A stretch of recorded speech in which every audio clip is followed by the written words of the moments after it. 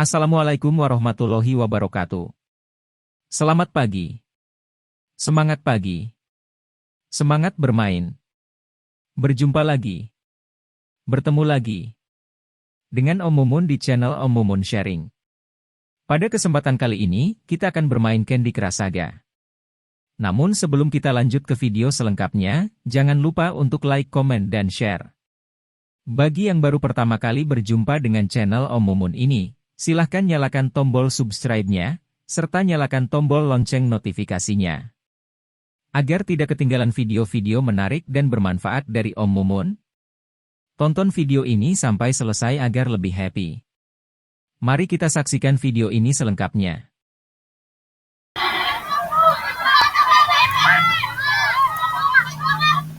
Ada obat dari segala macam obat, rajanya obat sebagai benteng pertahanan pertama. Ya langsung aja nemu gitu, jadi kayak dia nggak ada triksnya ya, langsung muncul aja gitu. Terus Waikanan hadir. Oke, hello Waikanan, aku selamat di Lampung.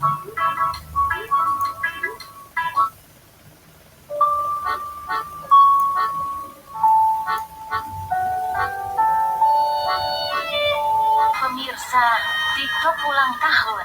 Kalau ada mesin baru, itu 50 jam pertama harus diganti olinya. Karena mesin baru ini ada gram-gram di dalam mesin, tinggal dibuang untuk memastikan kondisi mesinnya tetap prima. Nah, setelah 50 jam, tergantung jenis olinya, kalau ada pakai C4, ya 200-250 jam pertama kalian harus diganti. Jangan lupa ganti filternya juga. Kalau ada pakai yang spesifikasinya ada C4, bisa sampai 500 jam.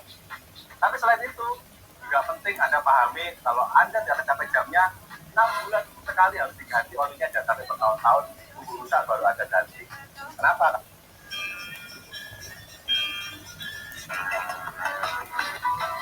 Jalan profesional untuk menyelesaikan masalah keuangan Anda. Bas pilih ini.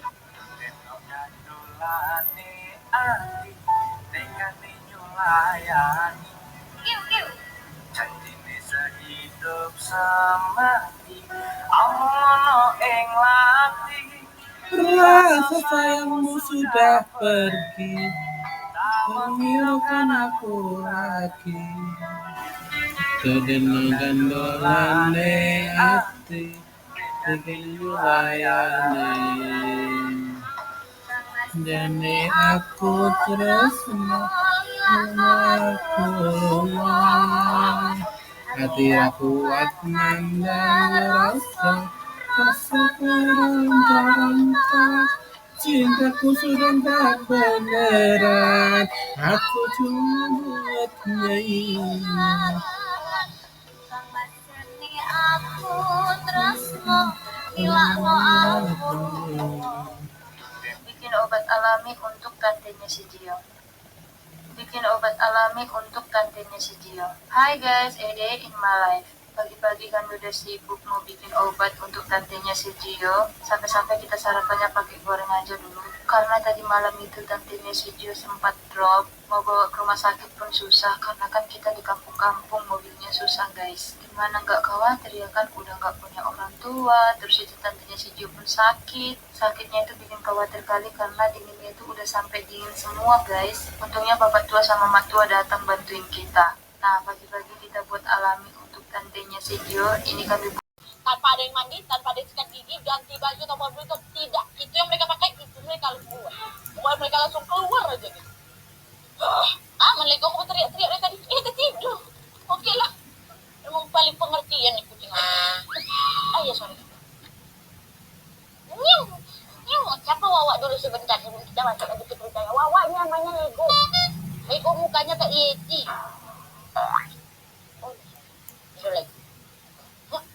Nah, udah tuh kan. Dan waktu mereka cabut itu jam baru aja menunjukkan pukul 6.17, jam 7 aja belum lagi ya. Nah, di saat mereka sudah ada di resepsionis, mereka kembalikan kunci kan. Dan resepsionis waktu itu nggak bilang apa-apa. Selain dia bilang, nggak betah ya Bu. Mendengar resepsionis ngomong gitu, orang berempat ini pun langsung merinding semua dan buru-buru pesan mobil wah. Dan mereka pun langsunglah pergi dari resort mewah.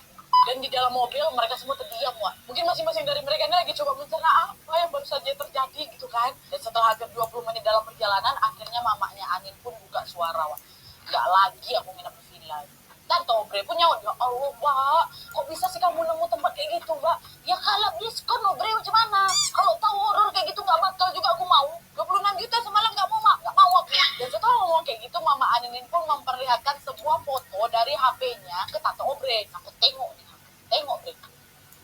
sama Tante Obre kan, kata dia terkejut, Mbak, astagfirullah, kapan ini Mbak? Mbak itu apa? Itu kaki Mbak, kata siapa? Tante Obre kan. Nah Anin yang bingung kan akhirnya langsung diperlihatkan tuh foto itu sama Tante Obre. Dan ternyata foto yang ditunjukkan adalah foto mamanya Anin, yang Anin fotoin pas mamanya berendam di kolam renang. Tapi yang anehnya, Wak, di samping mamanya Anin ada kaki hitam sebesar ban mobil, katanya kakinya berbulu, bulunya macam bulu ijuk, sapu ijuk, dan jari-jari di kaki itu macam udah terpotong-potong. Wah, nah pas Anin lihat foto itu, dia pun langsung ingat nih dengan sosok yang ngejedotin kepala ke kaca itu.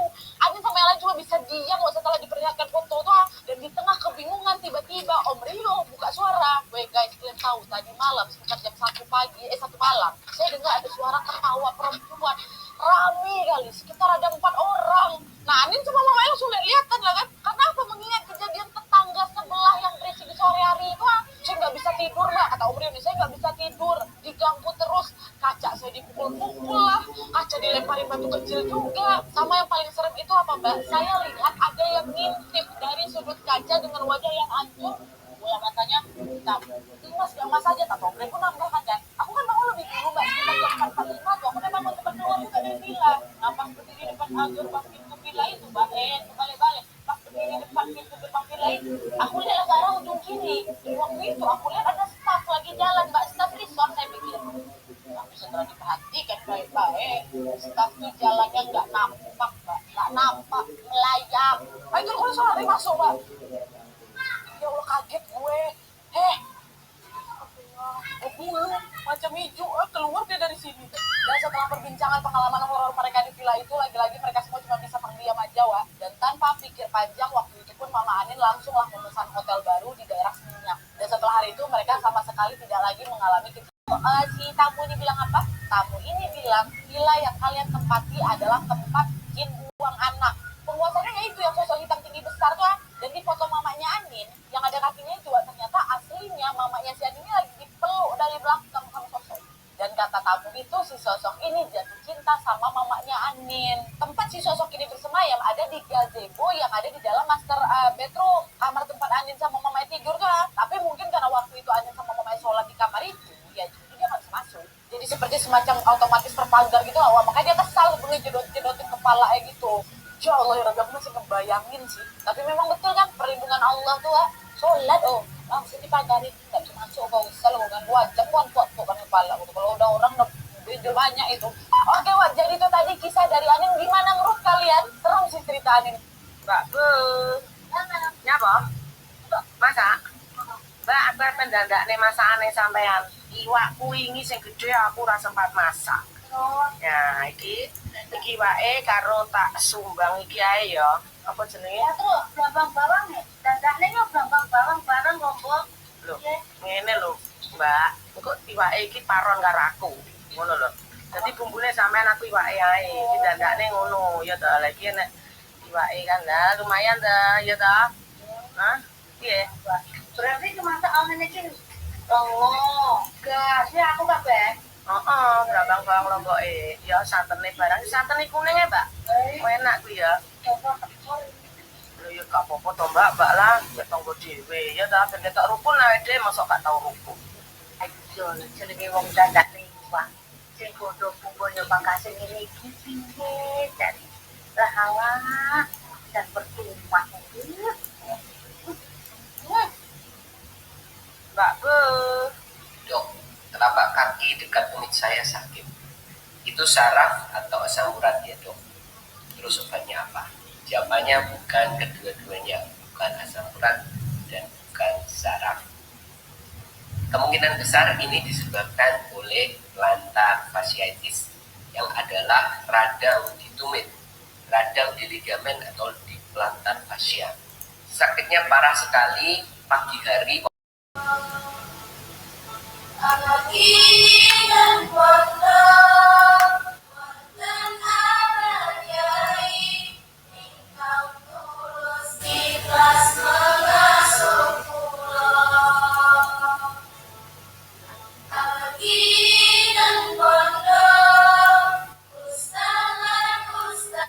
Izin Pak Presiden, saya datang bawa warga Jakarta untuk ikut meriahkan acara Istana Berkebaya.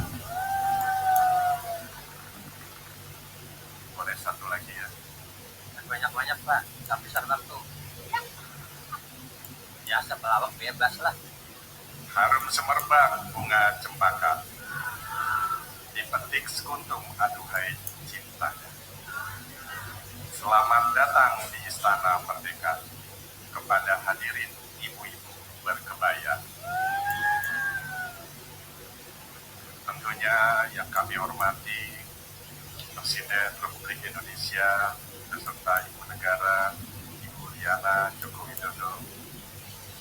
Yang kami hormati Wakil Presiden Republik Indonesia beserta Ibu Puri Ma'ruf Amin. Yang kami hormati para ketua lembaga negara beserta pendamping, para duta besar negara sahabat, para menteri Kabinet Indonesia Maju, Bapak Panglima TNI, Bapak Kapolri, yang terhormat anggota Dewan Pertimbangan Presiden. Dan santet yang dia kirim ini nggak sampai ke rumah korban. Santet tersebut malah akan berbalik arah menuju rumah si dukun, dan si dukun itulah yang kehilangan nyawanya karena santetnya sendiri. Halo, assalamualaikum warahmatullahi wabarakatuh. Terima kasih sudah klik. Gimana sih biar liburan aman di Paris? Waduh, tenang aja. Aku punya tips dan trik buat kamu untuk traveling aman dan nyaman di Paris. Jangan kelihatan bingung ya. Pede aja jalannya biar nggak ditipu orang. Pakai tas yang ada reflecting atau waist bag dan menghadap ke depan. Bawa barang seadanya. Kalau aku pakai dompet yang compact dan kartu secukupnya. Nah, aku bawa Visa contactless aja nih. Jadi gak perlu ribet bawa kartu banyak-banyak. Bisa digunakan untuk beli makanan, shopping, transportasi, dan yang lain-lain. Keamanannya pun terjamin untuk transaksi di Lumayan, hari ini dapat 5 kupon. Mau jadi kupon? Berburu Temiluk sambil ngebahas tentang Temiluk. Halo guys, video kali ini khusus menjawab pertanyaan kalian tentang Temiluk. Bagaimana rasa Temiluk? Apakah Temiluk berada di semua sungai? Setelah Temiluk yang kita ambil, terus kayunya gimana? Apakah Temiluk bisa dibudidaya? Amankah buat Temil? Apakah boleh dikonsumsi bagi agama Muslim? Gimana caranya menghadapi lingkungan kerja yang toksik? Kalau di situ sudah banyak orang toksik, ya satu-satunya jalan kamu tinggalkan tempat itu. Tapi nanti nggak gajian, nggak bisa makan gimana? Ya tentu dengan pertimbangan kan, sebelumnya mencari pekerjaan lain di tempat. Tapi kalau sudah pimpinannya toksik, teman-temannya semua toksik, ya sudah tidak ada harapan. Mending keluar aja kalau gitu, ya tinggalkan aja. Kalau teman-temannya toksik, pimpinan tidak, ya pertahankan di situ dengan cara kamu tetap memperlakukan orang dengan sebaik mungkin yang bisa kamu lakukan. Adapun orang Lumayan juga ya kalau kita tanamin sayuran di pekarangan rumah kayak gini. Nah, ada juga sayur bangun-bangun, jadi aku serain lah dulu supaya lebih banyak lagi aku tanam-tanam lagi guys. Di sini aku kasih pupuk sedikit supaya lebih subur. Mumpung sekarang ini lagi hujan, jadi cocok lah untuk nanam-nanam kayak gini. Nah, ada juga bawang batak, jadi kalau mau ngarsik tinggal ngambil dari sini aja. Kira-kira bawang batak itu ada nggak ya di semua daerah? Mana tahu ya kan di kampung kalian nggak ada. Nah, karena Mama Sijio lagi sibuk tanam-tanam di pekarangan, jadi yang gantian mandikan Sijio itu tantenya. Setelah tanam-tanam sayur, ini lanjut lagi aku nyuci guys, pakai sabun batangan. Kalau di kota-kota kayaknya nggak pakai sabun batangan kayak gini lagi ya kan. Setelah selesai mandi, Gionya digendong sama tantenya. Terus itu lanjut lagi video callan sama bapaknya guys. Mainan kesukaan Gio ya dompet mamanya. Dan ini setelah keesokan harinya video callan sama bapaknya si Gio. Jadi kalau video callan kayak gini kata bapaknya lah selalu, ya ampun gak terasa udah duli-duli anakku. Bagaimana nanti kira-kira ekspresi si Gio sama bapaknya kalau udah ketemuan ya. Tapi yang penting sehat-sehat lah, amin. Lumayan juga ya kalau kita sini kepintaran banyak teman-teman, saudara, kerabat. Kalaupun kalian tidak masuk jurusan yang sesuai dengan alasan karena memang sudah penuh, nikmatin saya. Nikmatan tuh tahun belakangan dia ini mendadak nggak bisa ngomong dan sikapnya tuh macam anak yang mohon maaf ya berkebutuhan khusus lah itu. Berkebutuhan khususnya ini kalau kata Rini itu lebih ke gangguan mental Wak. Padahal sejak lahir sampai berusia 3 tahun Wak Nilam ini ya normal-normal aja, dia tumbuh jadi anak yang aktif dan juga ceria. Tapi entah kenapa Pak waktu dia memasuki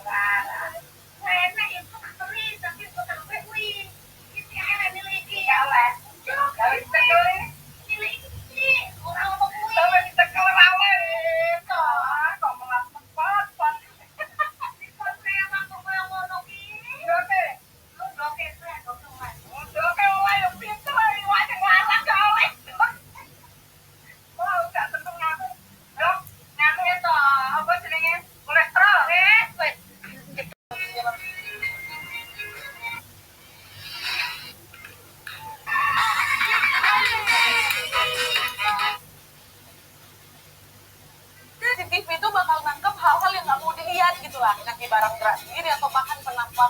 Ada. Jadi daerah istimewa itu di tahun 45 bulan Agustus waktu ditetapkan dengan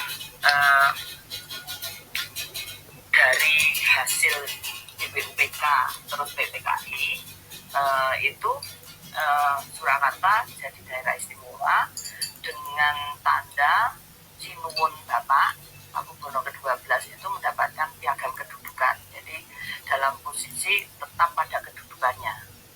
Intinya dari piagam kedudukan itu. Ya, terus dilanjutkan untuk melegalkan pengakuannya itu Sinuwun Bapak memberikan maklumat tanggal 1 September 1945. Dan juga dokumennya ada, dokumennya ada. Terus apa? 1 September. Jadi kira belum 1 bulan dari. Ya, belum kan 17 Agustus. Iya. Itu. Jadi saya ya. Pertama, Coba kalian perhatikan.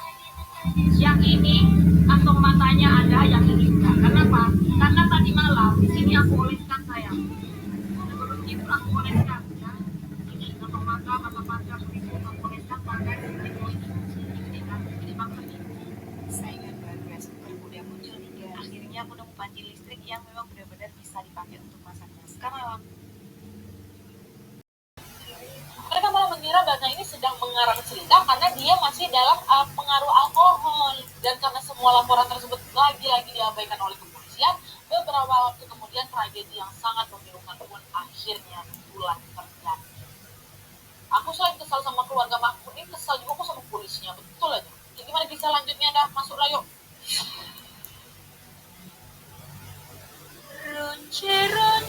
Cipelatiku nangis rawe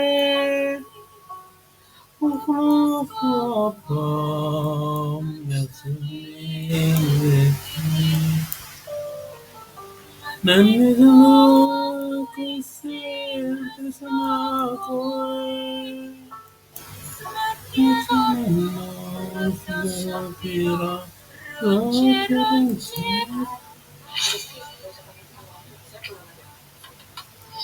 Ini rumah gue. Banget, Will.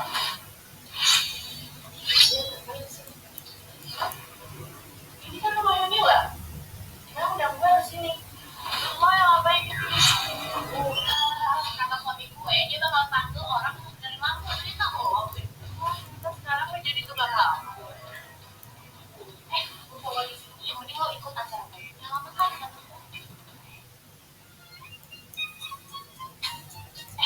Gue udah bisa makan apa aja. Karena kalau ditanya pasti tanya. Terus sekarang kayak banget ya, Mil? Siapa bilang lo boleh duduk di sofa? Kau diri dong, belum kotor. Mil, kalian apa-apa banget? Sekarang beda banget ya. Yang satunya istilah saya, yang satunya sekarang kamu. Aduh, namanya juga takdir. Hai guys, ini kita lagi di Kuala Namu. Kira-kira lagi ngapain ya guys? Kira-kira si Gio lagi nungguin apa ini? Apa iya Bapak si Gio pulang guys? Tenang-tenang, pasti kalian penasaran kan? Kalian bisa tebak-tebakan di kolom komentar ya. Kira-kira kita ngapain rame-rame kayak gini ke Kuala Namu? Oke guys, hari ini kita akan pergi ke Medan. Jadi ini aktivitas kita sebelum berangkat ke Medan. Padahal yang lagi pengen mau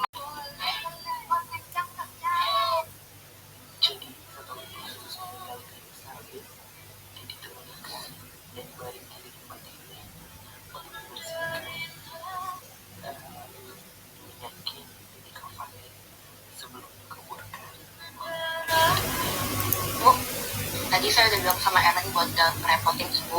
Soalnya saya udah lama kok. Iya. Yaudah yuk kita masuk ke kelas. Permisi Bu. Iya. Yuk. Anak-anak, ini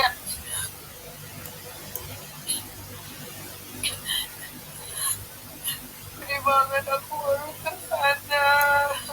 Aku nyesel banget. Maafin aku sedalam-dalamnya.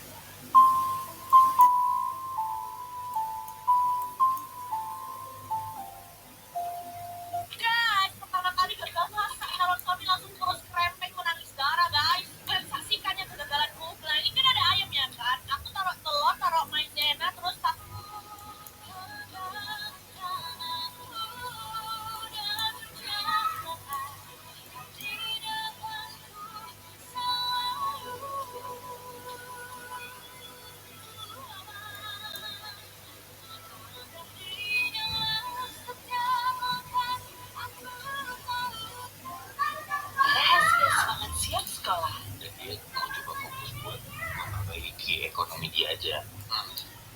dia makanya makin sering jarang pulang. Dan ya sempet tuh ada di satu malam di saat istrinya lagi hamil anak kedua, si Rizal itu si teman gue, pola-pola pakai Ronce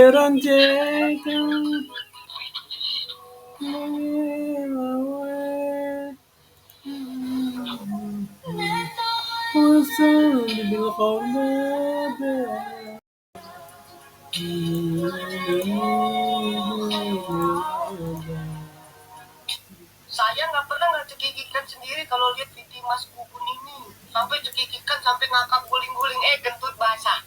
Kalau seandainya Anda cekikikan sampai ngakak guling-guling di follow.